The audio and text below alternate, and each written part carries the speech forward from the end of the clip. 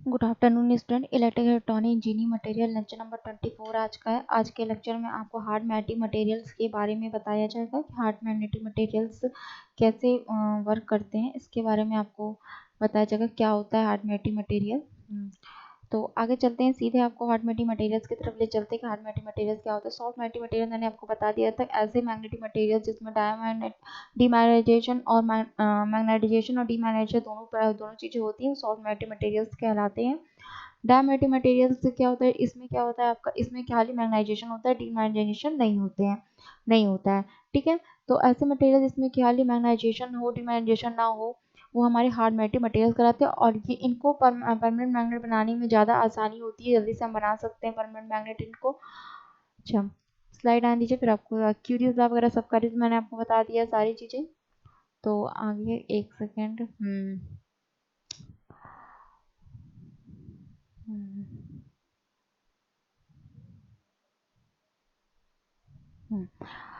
ठीक है, यहाँ पे देखिए हार्ड मैग्नेटिक मटेरियल्स के बारे में आपको बता रही हूँ। हार्ड मैग्नेटिक मटेरियल्स क्या होते हैं आपका, यहाँ पे ये लिखा भी है हार्ड मैग्नेटिक मटेरियल। देखिए ऐसे मैग्नेटिक मटेरियल जो अपने अंदर में मैग्नेटाइजेशन करते हैं, डीमैग्नेटाइजेशन का प्रोसेस इनके अंदर नहीं होता है।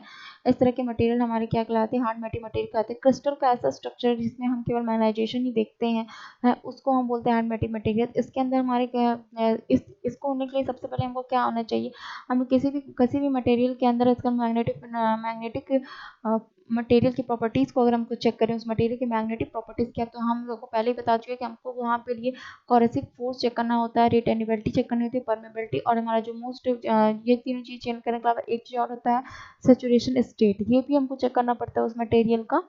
ठीक है, अच्छा, हार्डवेयर मटेरियल्स के अंदर ये सब चीज़ें कैसी होती हैं, देखिए यहाँ पे मैं पढ़ भी दे रही हूँ आपको।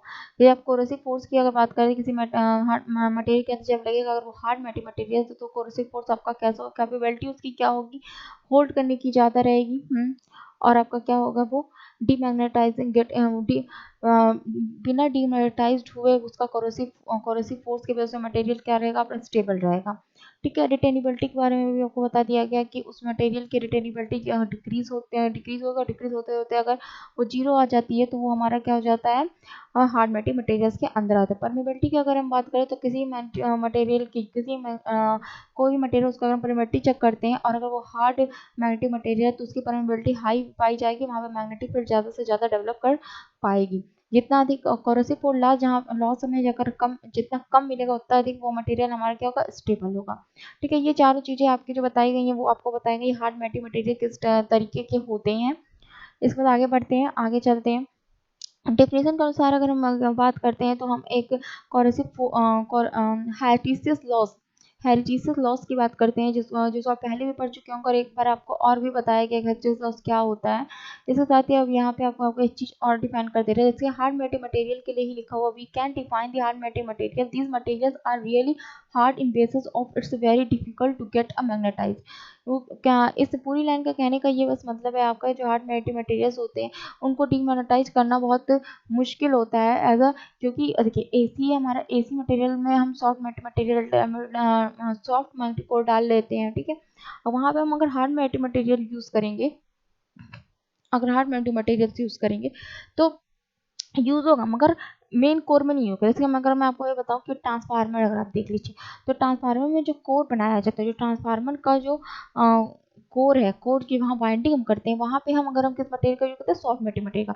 वहीं अगर हम ट्रांसफार्मर के आउटर लेयर पे जाते हैं, वहाँ पे हम हार्ड मैग्नेटिक मटेरियल का इस्तेमाल कर देते हैं, क्योंकि वहाँ पे हमको लगातार मैग्नेटाइजेशन करवाना पड़ता है। ठीक है, अच्छा, ये सारी चीज़ें बताने के बाद मैं एक चीज़ और बता दूँ आपको। जैसे मैंने सॉफ्ट मैग्नेटिक मटेरियल में बताया था कि कुछ ऐसे मटेरियल्स हमें मिलते हैं जो मैग्नेट ना होके, मतलब कि मैग्नेटिक प्रॉपर्टी नहीं रखते हैं, मगर उसके साथ अगर हम किसी दूसरे मटेरियल को मिक्स करते हैं तो उस मैग्नेटिक प्रॉपर्टीज़ को टेंड करते हैं, मतलब अपने पास रखने की उनके अंदर वो प्रॉपर्टीज़ पाई जाती हैं किसी दूसरे मैग्नेट मटेरियल्स को मिलाने पर।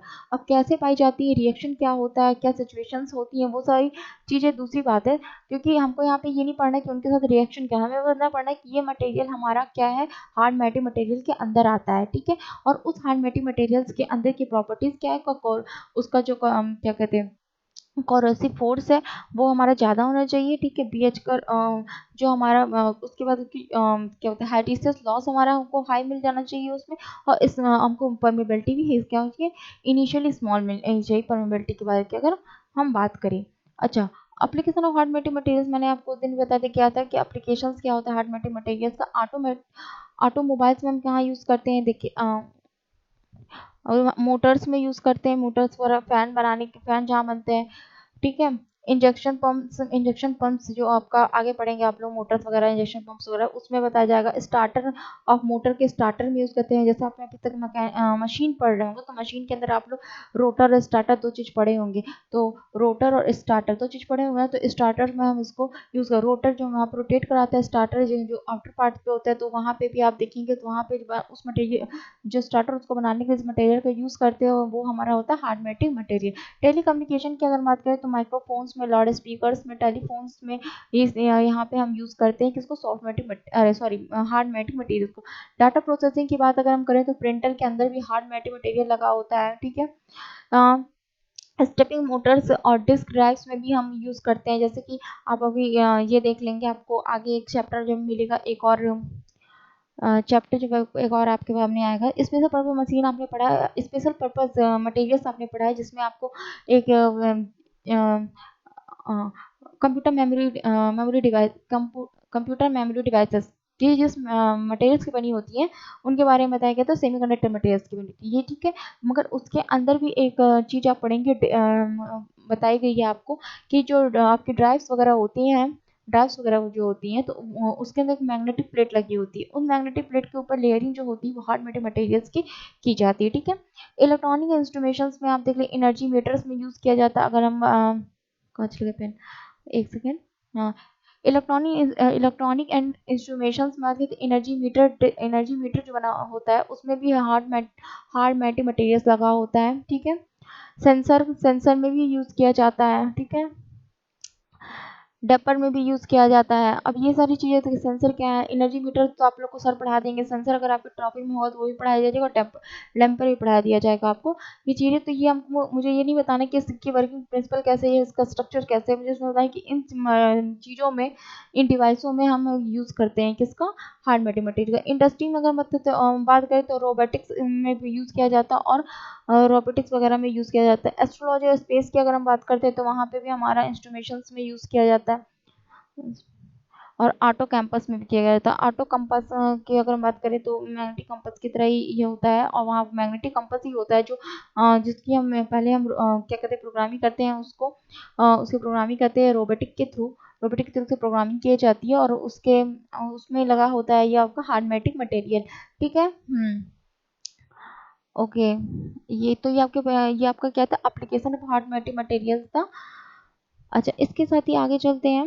अच्छा, एक जो बेसिक सा डिफरेंस जो आपको मैं बता दूं आपको कि सॉफ्ट मटेरियल हार्ड मटेरियल बहुत बेसिक है, कोई भी आपसे पूछे तो ये एकदम से आसान है कि आप पहले बता दें कि सॉफ्ट मटेरियल में दोनों प्रॉपर्टियां मैग्नेट की पाई जाती है, मैग्नेटाइजेशन भी हो जाता है और डिमैग्नेटाइजेशन भी हो जाता है। और अगर इसकी अदर्स की हम बात करें तो हार्ड मटेरियल आपका जो होता है उसमें क्या होता है केवल मैग्नेटाइजेशन होता है, डिमैग्नेटाइजेशन बहुत मुश्किल से करा सकते हैं मगर बहुत उसके लिए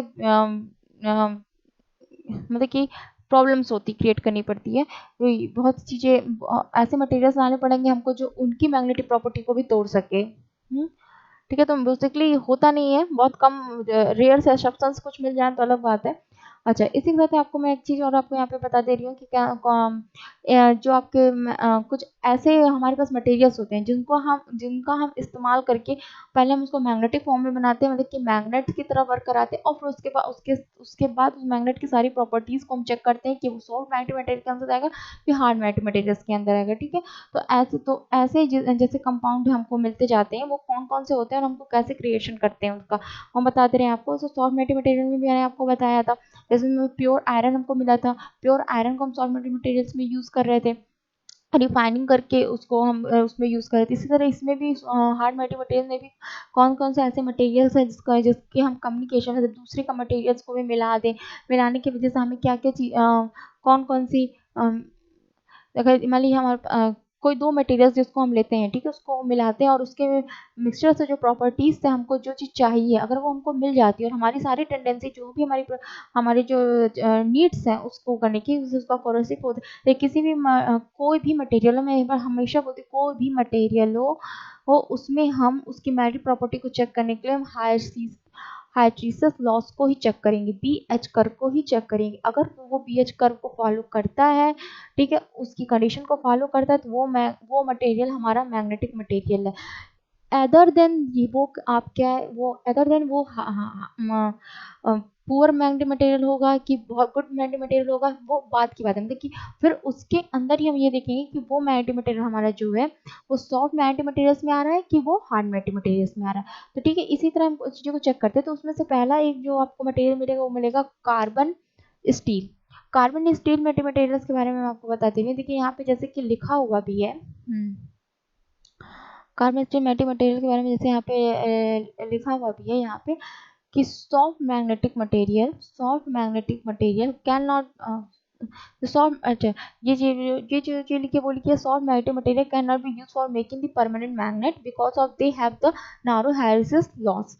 मतलब क्योंकि वो जो हायरसिस लॉस का जो कर्व होता है वो बहुत ही पतला होता है, जिसकी वजह से वो क्या परमानेंट मैग्नेट नहीं बन सकते। क्यों नहीं बन सकते भाई?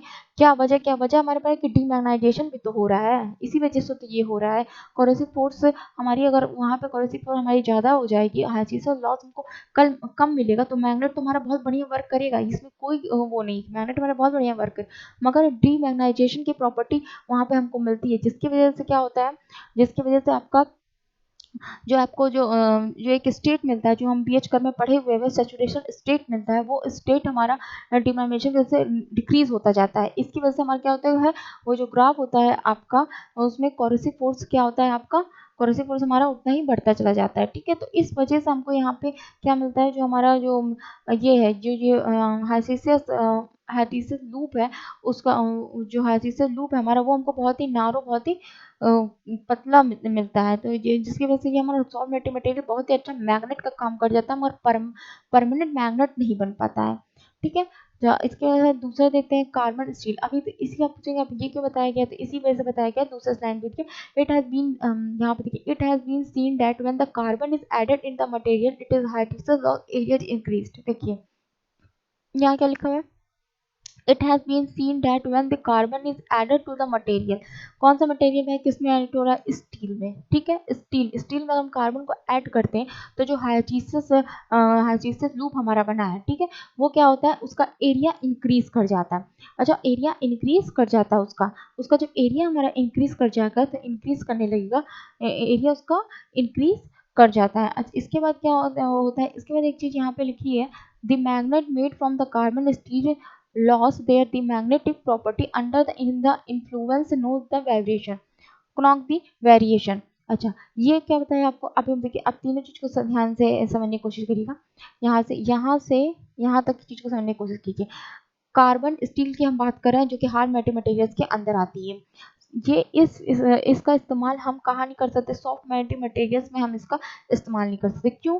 क्योंकि ये आप जान रहे हैं कि जो हार्ड मटेरियल्स होंगे उनमें डीमैग्नेटाइजेशन की प्रॉपर्टी नहीं होगी, डीमैग्नेटाइजेशन की प्रॉपर्टी नहीं होगी। अगर डीमैग्नेटाइजेशन की प्रॉपर्टीज नहीं होगी, तो हमारा जो है हमारा जो वो है आपको क्या कर्व, हायरसिस कर्व, उसमें कोई भी वेरिएशन दिखेगा आपको, नहीं दिखेगा। लॉसेस में हो रही है तो कुछ तो दिखना चाहिए ना लॉसेस की वजह से।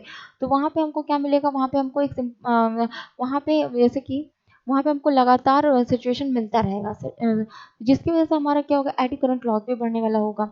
ठीक है, इस वजह से हमारा क्या होगा, जो एरिया होगा आपका, एरिया जो होगा उसका लू का, वो इंक्रीज कर जाएगा। ठीक है, किसकी वजह से कर जाएगा, कार्बन में जब हम स्टील को ऐड कर रहे हैं उसकी वजह से हायरसिस एरिया हो जाएगा, जो इंक्रीज कर जाएगा। ठीक है, इस मटेरियल को कार्बन स्टील को हम परमानेंट मैग्नेट बना लेंगे। क्यों? डीमैग्नेटाइज नहीं होगा। क्यों नहीं होगा? क्योंकि हमारा जो स्टील मिला हुआ है, वो कार्बन के साथ जो स्टील मिला हुआ है वो क्या करेगा, वो कर देगा आपका जो मैग्नेटिक प्रॉपर्टी है उसको इंक्रीज कर देगा। ठीक है, अच्छा, इसी का मतलब बताए थे आपको, जो नॉक वेरिएशन है। ठीक है, आगे चलते हैं।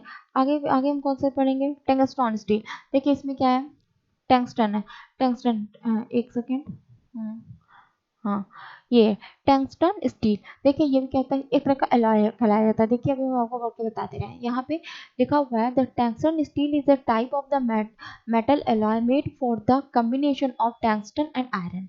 ठीक है, क्या है, टंगस्टन और आयरन का एक एलॉय हम लेते हैं, जिसको एलॉय हम लेते हैं, कॉम्बिनेशन बनाते हैं, जिसको हम टंगस्टन स्टील के बोलते हैं। इसमें क्या करता किया जाता है, इसमें क्या करते हैं, इसमें the addition of the tungsten to the iron give the increasing the hardness and resistance to heat, allowing the equipment made by the tungsten steel maintain the higher performance and to resist a wear at high temperature. चलिए इसका मतलब समझा दे रहे हैं आपको, इस line का मतलब क्या है। देखिए जब हम ऐड करते हैं टंगस्टन में किसको, आयरन को, ठीक है, आयरन को हम ऐड करते हैं। आप एक बार ऐसे ही जानते हैं कि आयरन लोअर जो है आपका, वो क्या होगा आपका, उसके अंदर हमको मैग्नेटिक प्रॉपर्टी मिलती है, कम मिलती है, कम मिलती है। आयरन को अगर हम गर्म करेंगे, तो अगर आयरन को बहुत गर्म कर दें तो मैग्नेट की तरह काम करने लगता है, ये भी बात सही है। मगर हम बहुत ज़्यादा गर्म कर देंगे तो वो मैग्नेट प्रॉपर्टी भी खो देगा, ये भी बात सही है। ठीक है, इसको जब टेक्सचर के साथ हम इसको मिलाते हैं और हम टेम्परेचर इसकी हाई कर देते हैं, तो क्या होती है, हार्डनेस बढ़ जाती है, हार्डनेस बढ़ जाती है। और टेम्परेचर हाई करने पर जैसे आपको पता है कि अगर हम टेम्परेचर हाई हाई करेंगे, टेम्परेचर को अगर हम हाई करते हैं, ठीक है,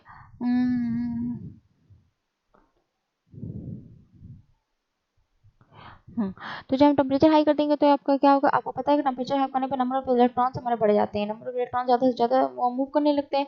ये बात को रेजिस्टेंस जब आपने पढ़ा होगा फर्स्ट सेमेस्टर में, रेजिस्टेंस के बारे में, वहाँ पे आपको बताया भी गया होगा, जो टेम्परेचर आपका होता है, उसको हम बढ़ाएँगे तो नंबर ऑफ इलेक्ट्रॉन्स बढ़ेंगे, नंबर ऑफ इलेक्ट्रॉन्स बढ़ेंगे तो क्या होगा, डायरेक्टली प्रोपोर्शनल होगा किसके, डिस्टेंस डायरेक्ट प्रोपोर्शनल होता है, तो उसकी वजह से क्या होगा, हार्डनेस भी आपका बढ़ जाएगा। तो hardness and resistance to heat allowing the equipment made from the tungsten steel maintain the high performance at the resistance wear the high temperature. जितना अधिक हाई टेम्परेचर करेंगे उतना अधिक हमारे इलेक्ट्रॉन्स एमिट्स होंगे, इतनी एनर्जी लगेगी हमारी, और उसकी वजह से हमारा हार्डनेस मटेरियल का ज़्यादा से ज़्यादा होगा। ठीक है, यही मतलब था आपका किसका, इसका जो आपका ये सेंटेंस था सेकंड वाला इसका।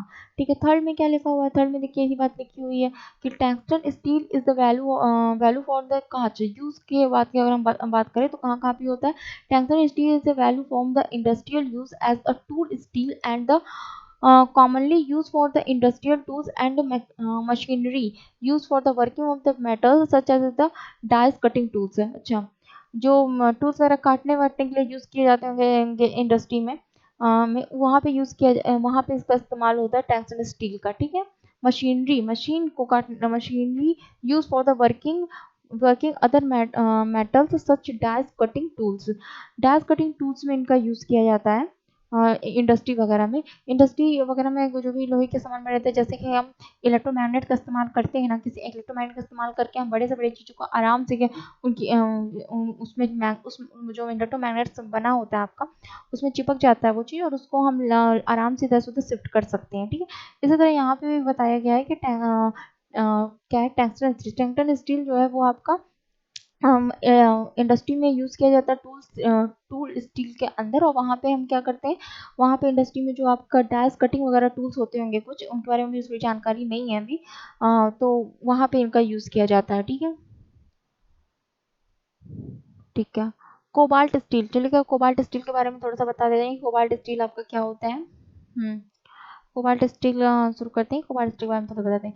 देखिए कोबाल्ट स्टील में, कोबाल्ट आप जानते हैं स्टील के बारे में अभी आपको बता दिया गया था। इसमें देखिए when a material is used for the cobalt added to the carbon steel and magnetic properties improves. देखिए क्या बोल रहा है, सीधे बोला हुआ उसने, कहा कि किसी मटेरियल में, कौन सा मटेरियल, कौन सा मटेरियल, कोबाल्ट, कोबाल्ट के साथ हम किसको ऐड करते हैं, कार्बन स्टील को। कार्बन स्टील के बारे में आपने पीछे पढ़ रखा है, कार्बन स्टील क्या है, कार्बन है प्लस उसमें क्या हो जाता है, कार्बन और स्टील को मिक्स किया जाता है। ठीक है, कार्बन और स्टील का एलॉय होता है ये। इसको हम किस में मिला रहे हैं, कोबाल्ट में मिला रहे हैं, मतलब तीन चीजें मैंने मिलाई, मैं कोबाल्ट मिलाया, हमने हमने कार्बन स्टील को मिलाया, दोनों चीजें मिलाई, हमने कार्बन मिलाया प्लस स्टील को मिलाया। ठीक, इसकी वजह से जो हमारी चीज होगी उसकी वजह से हम क्या होगा, मैग्नेटिक प्रॉपर्टी उस मटेरियल का बढ़ जाएगा। कैसे बढ़ेगा, यहाँ पे भी सेकंड लाइन में वो भी चीज बताई गई कैसे बढ़ेगा। कैसे बढ़ेगा ये भी सेकंड लाइन में आपको बताया गया। सेकंड लाइन देखिए, the carbon steel has the exponentially superior magnetic property but it is expensive. ये तो ये बोला कि कार्बन स्टील की जो आपकी मैग्नेटिक प्रॉपर्टी होती है वो बहुत ज़्यादा ही सुपीरियर होती है, ज़्यादा होती है, बहुत ज़्यादा होती है, मगर ये एक्सपेंसिव होता है। एक्सपेंसिव होने की वजह क्या है? इट इज इसमें स्टील, कार्बन स्टील लगा हुआ कोबाल्ट। कोबाल्ट हमारे महंगा वैसे भी मिलता है, महंगी कलर होता है। एलॉय के से वहाँ मतलब क्या है, यहाँ पे एलॉय के लिए हम किसको यूज़ करें? स्टील को। स्टील के अंदर किसको? किसको यूज करें? कार्बन स्टील को, जिसमें हम ऐड किसमें करें? कोबाल्ट में। ठीक है, तो हमारा एलॉय कौन सा होगा? कार्बन स्टील होगा। Carbon steel are the variation on the high speed steel and having the more cobalt. इसमें हम क्या, कार्बन स्टील से ज़्यादा हम कोबाल्ट को रखते हैं। कोबाल्ट की बैलेंसिंग को अगर हम चेक करके अगर देखते हैं या उसकी प्रॉपर्टी को चेक करते हैं तो हमारे मैग्नेटिक प्रॉपर्टी ज़्यादा वहाँ पे मिलेगी, जिसकी वजह से हम यहाँ पे कार्बन स्टील को मैग्नेट कार्बन स्टील को हम हार्ड मेटल मटेरियल के अंदर यूज कर लेते हैं। एडवांटेज क्या मिल जाता है हमको इसका? एडवांटेज देख लिया। There the main advantage is that they hold there the hardness. Hardness तो आपकी कैसे भाई, हार्डनेस का जो एक वर्ड आ रहा है बार बार, कैसे होल्ड करेगी उसका बस एक ही रीजन है। क्या? टेम्परेचर को हाई करने पर हमारे इलेक्ट्रॉन्स हाई होंगे उस पर्टिकुलर मटेरियल के जो आप मिला रहे हैं।